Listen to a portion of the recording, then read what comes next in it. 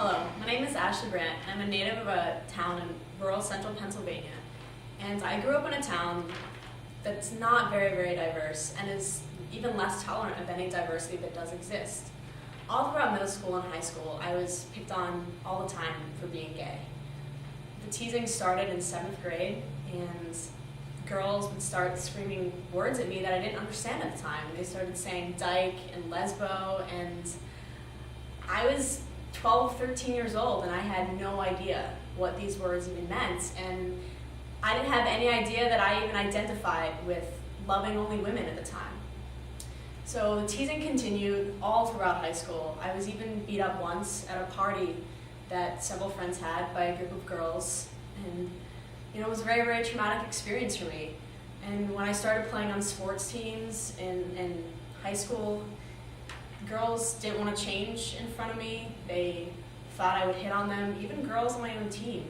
People that thought, that I would be attracted to them. And I didn't ever admit to liking women, actually, at the time. And people that I thought were my closest friends were the people spreading these rumors behind my back. And I felt very, very isolated. I felt very, very alone, and I didn't know who to talk to. When I was 16 years old, I finally came out to my parents, and they reacted the way a normal set of parents in a rural town would. They were very, very shocked, and still the teasing continued. My parents were very confused, I was very confused, and a year later it kind of reached this very, very intolerable peak, this very, very intolerable level, and I unsuccessfully attempted suicide. This wreaked havoc on my family and was a huge turning point for me. My parents had absolutely no idea what to do, as there was no LGBT service in central Pennsylvania at the time. So my parents and I focused on my future in going to a college, to a place that was more accepting of my differences, and to further pursue my ultimate dream of becoming a physician. Now, almost a decade later, I am very, very happy. I am an honors student, second-year medical student at the Philadelphia College of Osteopathic Medicine, and a professional DJ. I've played in Atlantic City, DC, and Los Angeles, and have residencies in Philadelphia as well. And to tell you, I couldn't be any happier.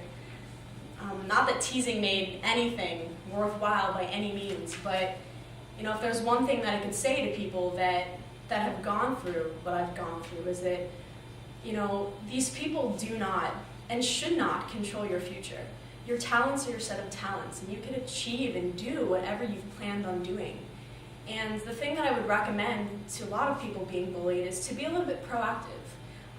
The thing that I didn't do, I didn't confront a lot of these people directly. I was very, very scared. I was very, very confused, and I definitely would have been a lot more proactive in confronting these people and asking them why they were so afraid of my diversity, whether it's, in my case, it was being gay, for other people, with weight, with religion, with ethnicity.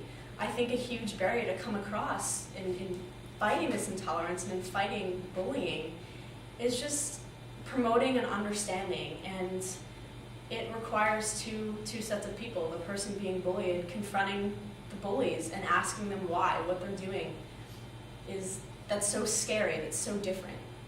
And it really, really does get better. I am a lot happier, and as traumatic as experience it was back in the day, 8 years ago at the time, and it lasted for 8 years, I really, really wouldn't be where I'm at today. It served as a motivating factor for me to get out of a small-minded town and to surround myself with people that are accepting, to surround myself with an environment that loved me for who I am. So I would just like to close and say it really does get better for everyone else out there. And whatever your dreams are, you can achieve them. That these people do not stop you from becoming the person you ultimately want to become.